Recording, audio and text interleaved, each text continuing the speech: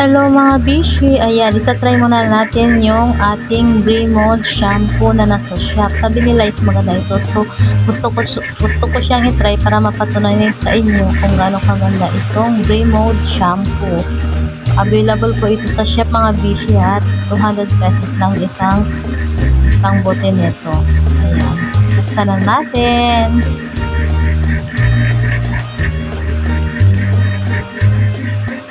So, ayan na nga. Nabuksan na natin. So, ayan. Ikot lang natin. Maglagay tayo ng ample amount para sa shampoo.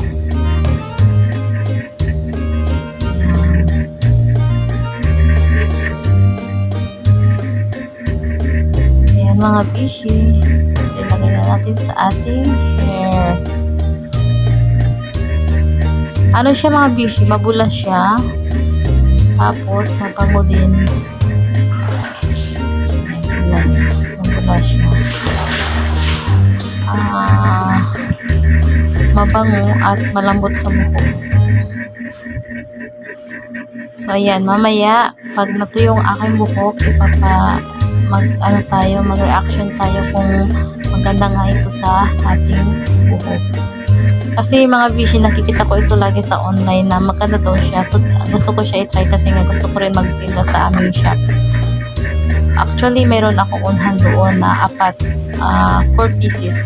5 pieces sana kasi lang yung isa is ito nga ginamit ko na for para makapag review.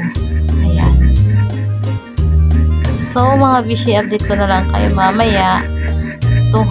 200 pesos lang siya mga bishi, so matipid na siya.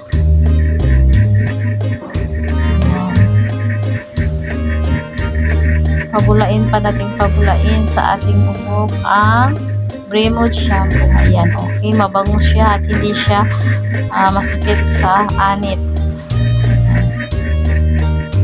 So, update ko kayo mamaya after matuyo ng aking buhok.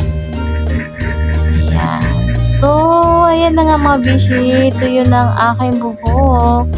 Tingnan nyo. Malambot siya mga bishi, oh. Although yung buhok ko, hindi nga naman ako rebonded na may pagka-curly. Pero mga bishi, malambot siya at madulas sa buhok. Gamit ko dyan is Bremode shampoo lang mga bishi.